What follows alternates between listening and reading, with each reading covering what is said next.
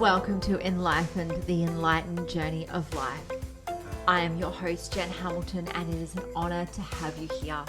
I am a conscious life coach and women's empowerment mentor, and I activate a potent level of self and soul inquiry with my clients, which initiates deep and lasting transformation in all areas of their lives. I am here for the full human experience, authentically and audaciously sharing my magic with the world. On this podcast, we're all about mastering life on the way to enlightenment. And as we are here having a human experience, we might as well embrace it all.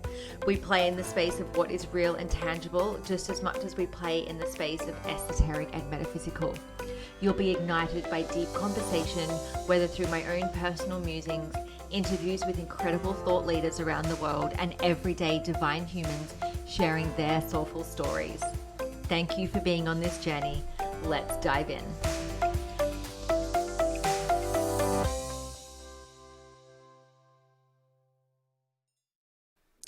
Hey, beautiful souls. Thank you for joining me again for another episode of the Enlightened podcast. And on today's episode, I really wanted to dive into the things that I have learned in my journey around NLP, hypnotherapy, and psychotherapy. You might be wondering what NLP is. So that's neuro linguistic programming. So the way I like to describe it in layman's terms is essentially it's the programming or the neural pathways. It's the voice of the mind. It's the way that we have formed belief systems. It's the way that we have that inner dialogue and that we talk to ourselves. And to really sort of understand the concept of how it works and how hypnotherapy works, I want to tell you a little bit about how the subconscious mind works. So if you're new to personal development or you haven't, heard of the subconscious mind before, the subconscious mind, I want you to imagine that it's like the motherboard of a computer, and it's storing all of the pieces of information that have come in throughout your entire life. And the conscious mind, or the parts of your mind that you have access to, is like the desktop of a computer where you can open the files and you can access what you need to. You know that they're there, but you really don't understand how the operating system works, which is the subconscious mind. So to give you a bit of an outline of these brainwaves that I'm talking about, so there's 5 different types of brainwaves that we have. So there's delta, which is your deep sleep, and it's when you're you won't have any memory recall. It's when you're just completely out of it in the middle of the night. You've then got a theta brainwave. So it's the time where you're not quite awake, you're not quite asleep. So it's a very hypnotic state. And I'll go into what a hypnotic state actually means a little bit later. But it's like reduced consciousness, essentially. Then you've got the alpha state, which is where you're physically and mentally relaxed. So you're really, really calm. This is a really beautiful space that you get into generally through meditation. Then we've got our general awake, alert, and conscious thinking state, which is called the beta. And then we've got gamma as well, which is a heightened perception, problem solving, cognitive processing. So that's a really, really high frequency. The brainwave that I want to speak into today is theta. Okay, so the theta brainwave, like I mentioned, it's that really deep state of reduced consciousness, like a deep meditation. We can dream in this state. But what happens when we are in this state is that our conscious mind essentially is not easy to be tapped into. So it's almost like the conscious mind takes a bit of a hike and we have access to our subconscious mind. So like I mentioned, the subconscious mind is home to 90% of all of the pieces of information we've ever taken in. And from the ages of 0 to 7, we are permanently in a theta brainwave. Okay, so I want you to think of the time like when someone said to you, oh, kids are like little sponges. It's because they are. It's because in this theta brainwave, all of the pieces of information that are coming in are being stored in the subconscious mind and ultimately creating and shaping belief systems, creating patterns for ways of being, creating habits as well. And we don't even realize, like, we don't have enough knowledge essentially in our society that, children are taking in this much information constantly. Now, even after the age of 7, we're in this state. And from the ages of 7 to 14, we're really starting to solidify these belief systems that we're creating, or the conditioning, that we've taken on board, from our parents, from school, from our caregivers, from our friends, even from like the TV, the radio, music playing, any pieces of information that are, delighting our senses. Our mind is forming a program essentially around it. Okay, so the reason this has to do with hypnotherapy, as I mentioned, when I'm getting a client into a hypnotic state, basically I'm getting them into such a deep level of relaxation that their conscious mind is like kind of off with the fairies, and that this theta brainwave is activated, therefore they are highly suggestible. And through that space of suggestibility, they're open to receive new information coming in that their conscious mind can't argue with, essentially. And it's such a beautiful space because, a really good hypnotherapist will provide different avenues for different thought processes, different levels of programming, essentially, to rewrite stories of the mind, starting to create new neural pathways in the brain, so that when the person comes out of this hypnotic state, they're able to see things from a different perspective. Generally, also what you'll have with hypnosis is a recording to listen to. I generally say before bed, because you're getting into that theta brainwave anyway, and it really starts to load up this subconscious mind with, with new suggestions of how they can live their life, new ways in which they can, just see things from different perspective, and ultimately create a new experience of life. And so one of the beautiful things about this is that we have this thing called mind plasticity. And it means that basically we're not stuck in our mindset. We can change. And we can change our mind about literally anything in life, because like I said, in those early years of our lives, we were bringing in all of this information, making our minds up about the world. And it wasn't necessarily right. We might have seen things on TV or seen particular movies, listened to songs, heard things at school that might not actually be true, yet how our minds have stored it and made it truth. And then we've lived our lives based on this perception. So hopefully this isn't going too deep for you. This is my normal. So there will be a lot of this type of conversation. So hopefully you can keep up with all of this. It is fascinating to dive into. And I remember it was back in 2018.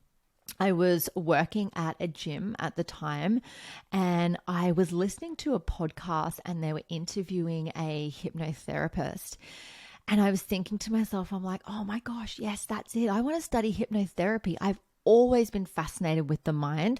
I've always been fascinated with, how we have these particular belief systems, how we can change our mind about things. I'd had hypnotherapy once in the past, and I actually had it to try and get more motivation in my life. I'd been through a breakup. This was many, many years beforehand. And I really wanted to really create better habits than what I already have. It actually turned into a past life regression. Which is a kind of like a different technique to sort of general hypnotherapy. You can go on as a therapist to study past life regression if that's your thing. It's definitely been something that's in my field. I'm looking at possibly studying past life regression next year. But it was really, really interesting, and I was absolutely fascinated by it. And if you've listened to the first episode of this podcast, you'll hear me mention that I went through a pretty epic breakup in 2017. My kid's dad and I separated, and there was a lot involved, going through all of the motions, the downward spirals, the dark nights, all of that. And I was feeling pretty lost at the time. So it took me probably about a year to get back on my feet. And like I said, I was at the gym working and I was listening to this podcast and I was like, yes, I need to study hypnotherapy. This blows my mind. And so I looked for some different places that I could study in Brisbane, and nothing was really coming up. So I contacted a place that I had found in Sydney. And they said, oh, look, sometimes we come to Brisbane and we run these things, but we do actually have, a course starting in 10 days' time here in Sydney, if you can get down here. And I thought, okay, all right, how can I make this work? So my kids, luckily at the time, were in a family daycare. And the daycare mum was so supportive. She was happy to have the kids early on the days that I had to go to the airport and be at the airport at like 8 o'clock in the morning. I arranged with the kid's dad to have the kids when needed. And I was on a plane 10 days after this initial phone call I did 4 weekends over 4 months of prac, and the rest of it was done online. So I did my training through the Institute of Applied Psychology in Sydney, and it was absolutely incredible. So I did it alongside strategic psychotherapy as well, which I'll touch on the psychotherapy component shortly because it's such a powerful modality as well. So as I mentioned, I was at the gym and I was listening to this thing about hypnotherapy, and I'd always had a spiritual side. I had gotten into meditation, learning psychometry, learning how to, read energy, playing with oracle cards from when I was about 21. But through my 20s, I'd had a bit of a partying lifestyle and I really didn't feel that they could coexist together. So I kind of put the spirituality stuff on the back burner while I just kind of lived my life, had a lot of fun. I had some babies in there, and then really started to find myself again, quite a few years later. But the thing about hypnotherapy that I was drawn to is that how can people just change their mind about something in 1, 2, 3 sessions. I was hearing people not only know the usual stuff of, quitting smoking, losing weight, moving through anxiety, but really like completely turning their lives around. And it's so funny because when I got to Sydney and I got to the classroom and I was just like, oh my God, I'm here, I'm learning this stuff. All I wanted to know was, how does this work? And I remember sitting down and our facilitator said, now you're probably wondering how hypnotherapy works. And to be honest, we actually don't know how it works, but we know it does work and we know the strategies to do it. And I was like, of course that would be the way it is. So I really, really enjoyed studying it, and I really enjoyed doing the prac as well, not only practicing on so many people that I was in the classroom with, but also being able to move through so much of my own stuff as well. Like the good thing about doing prac for anything is that if you get to have it done on you, then you get to work through your own things as well. And so the beautiful thing about hypnotherapy, the type that I studied, which was called Ericksonian technique, is that it's tailored for, the person that you're working with the client. And hypnotherapy has been around for many, many years, and the older way of doing it was with a script. So the therapist would have a script for stopping smoking, losing weight, reducing anxiety, all of these things, but it only had about a 60% success rate. Because of the script, and it might not have been in alignment with what the client needed, and it wasn't really tailored to them. So I was really excited to be learning this particular mode of hypnotherapy, like I said, the Ericksonian technique, because it was coupled with psychotherapy. We went for, like, say for example, someone was coming in because they wanted to quit smoking. Instead of doing all the hypnotic techniques to help them stop smoking, it could be creating suggestions about, putting the cigarette in a different hand, having a mint instead of a cigarette, asking the questions, well, what does it taste like? Can you change the taste of it? All of these things, all of these beautiful techniques that we can do. The part about psychotherapy coming into it is that instead of going, we'll just help you stop smoking, we'll go for, why do you smoke? And a lot of people I found, and I used to be a smoker, so I can absolutely attest to this, that I had a belief system that smoking would actually help me reduce anxiety or de-stress. It was like, oh gosh, I'm just so stressed today. I need a cigarette, or I need alcohol, or I need to go shopping, or whatever the thing is. And so the part about the strategic psychotherapy says, well, if you're experiencing anxiety, what does that look like to you? Why are you experiencing anxiety? How do you determine what you're experiencing is anxiety? And we just take the client on a different journey through that. And so I really, really love that because it had such a high success rate and you get to support the client on such a different level. And so one of the things that we learnt as well in the hypnotherapy prac is that there is so much of the language of NLP, so that's that neuro linguistic programming, that actually crosses over into hypnotherapy and psychotherapy. It's all about asking, as the therapist, asking the questions. Asking the clients to take them on a journey essentially inwards, and asking them questions that they may not have had the opportunity to even consider and ask themselves. And so it was recommended that we study NLP as well.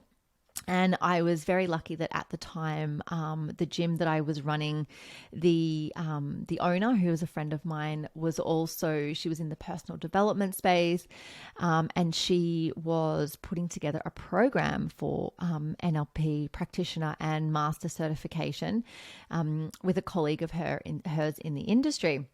And so I didn't actually have to travel for it. I was able to do this program in Brisbane, which I'm going to probably do a separate episode about that because there is so much in it about what actually came up for me. And I loved doing the certification through the Institute of Applied Psychology. I found it so beneficial. It was very professional. There was lots of support as well. I liked that I could do all of the non-prac online. So obviously I was in Brisbane, they were based in Sydney. So I only had to do the 4 weekends over 4 months prac in Sydney at the Sydney University in Newtown. But what the thing with NLP is that I really had the spotlight turned on me to go on my own healing journey. Whereas even though I was doing, sort of parts of that through hypnotherapy, I was kind of keeping a lot to myself as well, just sort of thinking to myself at the time, oh, I'll just learn how to help other people and, I'll forget about myself in the process, which was kind of a toxic trait of mine for quite some time. So learning all about hypnotherapy, psychotherapy, and NLP was such a game changer for me because what it allowed me to do is essentially question everything in life, question all of the ways in which I was conditioned to believe certain things and asking the questions like, where did this come from? Is it true? And if it's not in alignment with the person that I'm wanting to become or choosing to be, then what?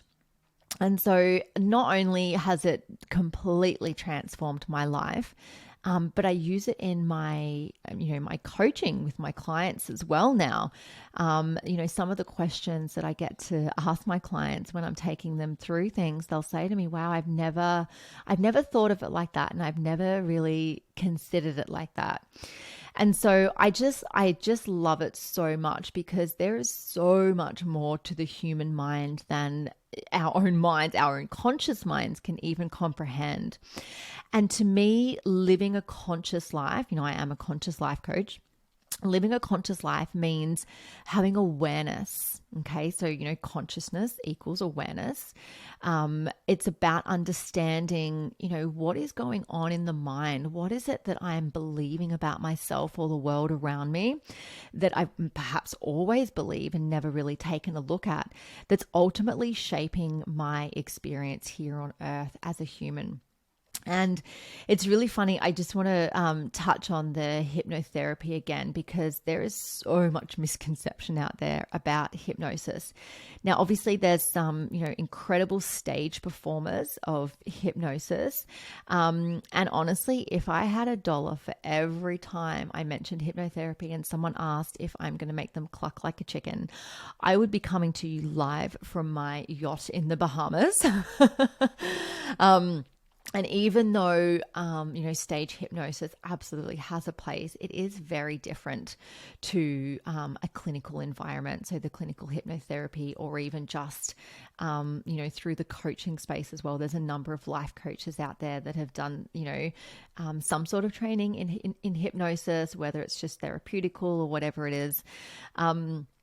There's so many different aspects to it, but I assure you it is not like what you may have seen on stage, where people just fall asleep and then end up, clucking like chickens and doing all sorts of things for a few laughs on the stage.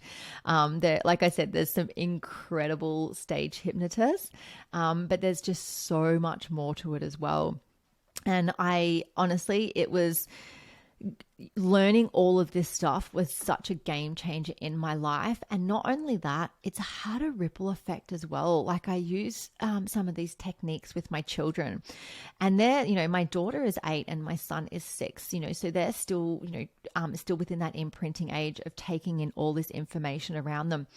And if I didn't have awareness of this theta brainwave, or knowing that, what information they're taking in, then it could have been a very different experience for them as well. And so not only am I here to create change in my own life, create change in, the life of all of my clients and the people that come to work with me, either through my programs or one-on-one, but also my children as well. My partner, he's actually studied NLP. He's a graphic designer and website developer by trade, and he actually went on to study NLP because he is an avid BMX rider. He's very, very skilled, very good at what he does, holds national titles in the sport, and he actually, really wanted to support some of the younger kids that were coming through in the sport as well, and so he's become a mindset coach for BMX kids. And so the ripple effect that that's then had, by me studying this, talking to him about it, him getting really interested in it, and then, going out, learning it for himself and, developing programs and one-on-one support, it's changed the lives of so many people. So if you're brand new to this, this might be absolutely mind-blowing for you. Perhaps you've heard of these things before and you're, wanting some more information about it. Or perhaps you've experienced NLP before, or you've had hypnotherapy, wherever you're at in your journey. I'm so glad to be bringing you as much information as I possibly can. So I will wrap it up shortly. I'm just very conscious of, keeping these episodes fairly short, but I promise I will do a whole episode on what actually transpired through my NLP training, because it's an absolute doozy. I know that you're absolutely going to love it. And I love sharing about my journey because I know that someone out there will no doubt be inspired by it, and it could change their lives. So thank you so much for joining me. Thank you so much for tuning in, and I will see you on the next episode.